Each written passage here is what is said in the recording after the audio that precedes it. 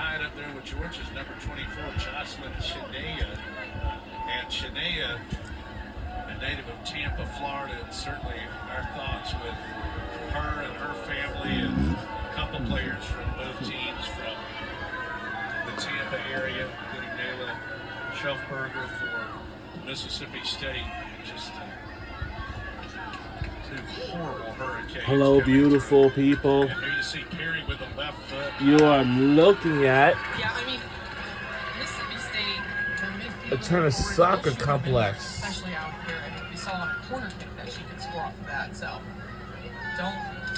In Athens, Georgia, home of the Georgia Bulldogs taking on the Mississippi State Bulldogs. Even this thing up.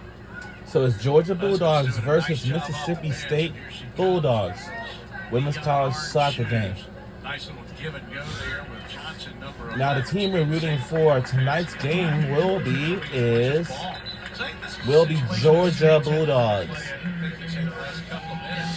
Georgia got the early lead. I think had a bit more of the run of play first part of the first half. Yeah, and I think once you get, a goal that early into the game, you start to have more momentum and more, confidence in the attack and more confidence all over the field, and that starts with the attack, and then comes the midfielders, and then comes the defense. So I think so far they've both been playing great, but Mississippi State. And our score is right 1-0. We're in the lead by 1 point.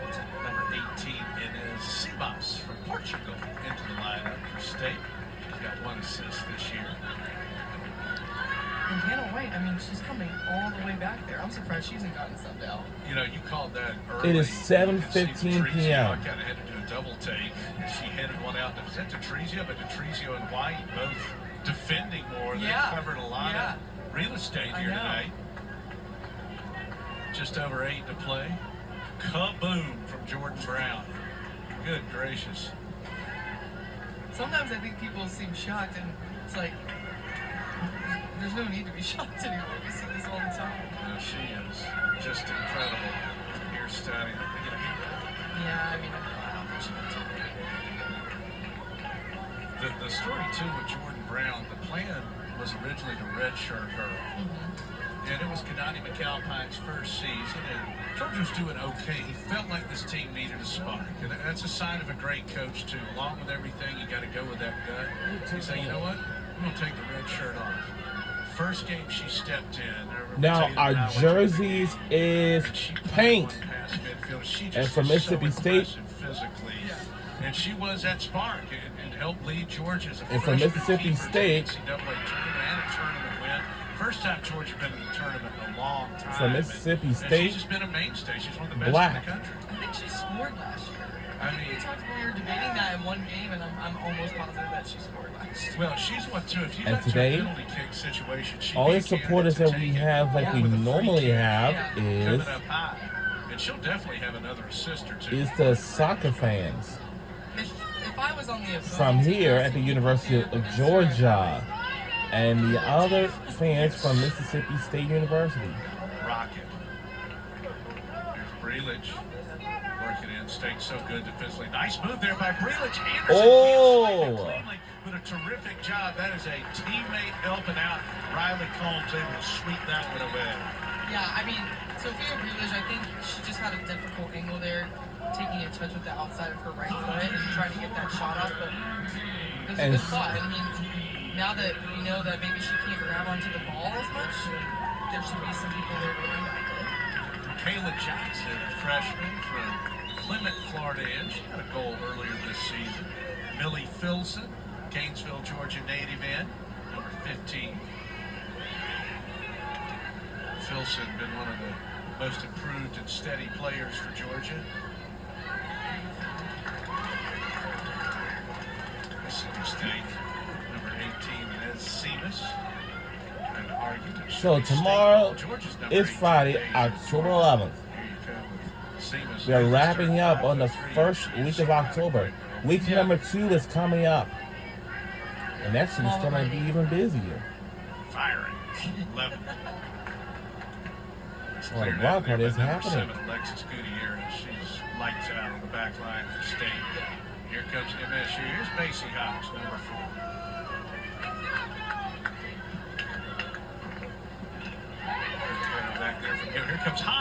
charge again, 50-50 ball. Vernus for Georgia. Hodge trying to poke that one out. Georgia's got possession. There's Hodge again, just all over the place. You can see why she's one of the best in the league. I doubt she'll come out this game. No, I wouldn't think. Unless she is a Peach We on State native from SEC Douglasville. Network Plus for tonight's Back in the soccer, matchup. West Georgia, actually making the way to Mississippi State. A little bit of dynamo in Starkville for MSU and Coach James Armstrong. Under 5 to play in the first half. Georgia made 1-0 lead. And by the way, how about Georgia's home SEC schedule? South Carolina, Alabama, Mississippi State, and then the last 2 home games are Tennessee and Texas. Yeah, I mean, that's... Gauntlet. Yeah. And everybody's got a tough We're halfway schedule. missed through the Some are season tougher for than women's others. soccer because That's a hard coming ball in the drop. month, That's where the regular Georgia season will end, and then until has been enormous. until the SEC tournament. At Vanderbilt, then The that SEC 2-0 tournament, win it's at going to be Oklahoma. like That's Friday. Yeah, it's not easy to win on the road. No, it is not. now the tournament is I going to think be especially loud and crazy. The I'm midweek telling road you. game, just kind of sitting around the hotel all day. You know, for a Sunday game, you get up, you get moving. But the midweek road game, there's a lot of downtime there. Yeah, I mean, you're student first, right? Right. You're a student athlete. I mean, I remember just doing homework on the bus with a couple teammates, and then definitely during a travel week, focusing on that, and then you focus on the game and build up to it and training for that. But Yeah, with many road trips, my broadcast partners and I, we're just looking for, where breakfast and lunch is going to be. Then we say, oh, yeah, these kids have got to study, too. Finds out doing their homework. Here's a corner for Mississippi State. They're going to go the short route, try and set up an attack there with Perry, and there's Jordan Brown. It didn't go with it. that was with her left foot, so we know she can hit it with both her left and right foot, and she can pretty much hit it from any part of the field. Jordan Brown goes by JB, number 1. Both keepers wear number 1. Lead the SEC in saves. Really got some distance on that. Holy smokes. Here's Torbert. Boy, State, they're right there, Weldon. Yeah. Exactly what Yeah. you're talking about. They're midfielders.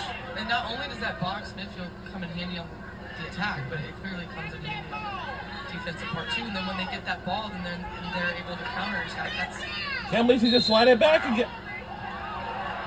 Whistle. Proposed. What? Oh! One of the officials coming in saying, simmer down now. Little sign of the elbow. Deja Torbert didn't like it. Oh my God.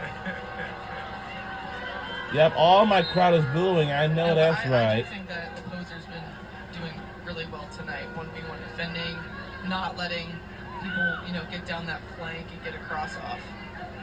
Is Kierlo playing well for MSU? There's Perry again.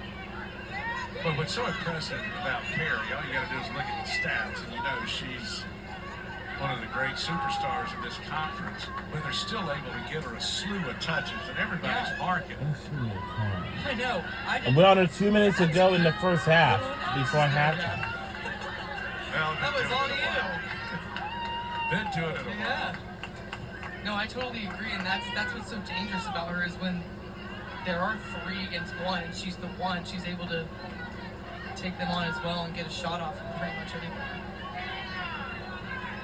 It's Hodge. Do you think for State, again, they've just been so dominant?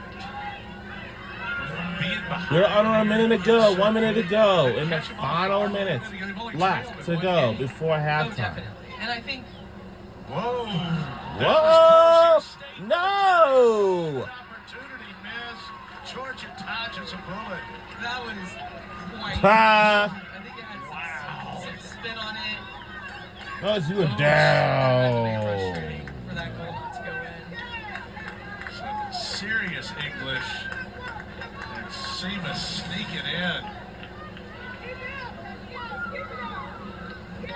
Yeah, I mean, she just gets her head up, and like I said, pretty much any of them can shoot from any part of the field, especially outside of the 18-yard box, and that's not the safest area to be in either when you're on the defensive side. So So Johnson's shot goes off the corner. And I think the angle that it came in off of, did the rotation affect Seamus's header? You think trying to stick it back? I don't know. That's a good, yeah, because it did have some spin on it, so I guess so. Wow. All right. Opportunity missed there for Mississippi State. As Georgia leads 1-0. Looking like that's going to be the score going into the locker rooms. Taking one last crack at it. 11 seconds to go. Clock moving. Well, Georgia scores a minute 21 into the game. And that will do it for the first half. So that's that. Georgia Bulldogs leading the Mississippi State Bulldogs 1-0. One of the biggest games of the year. What a terrific first half. Yeah, that was great. I mean, obviously Georgia came out pretty guns blazing.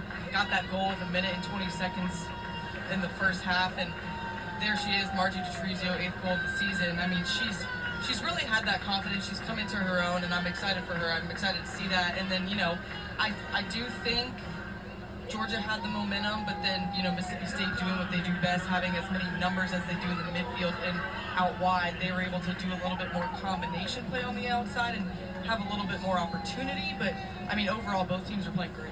Fantastic first half here tonight. Georgia leading Mississippi State 1-0 on Margie Detrizio's early goal. We'll come back. We'll go around the SEC. We'll have first half highlights. Check the scores. Take good care of you. Another SEC weekend underway on the pitch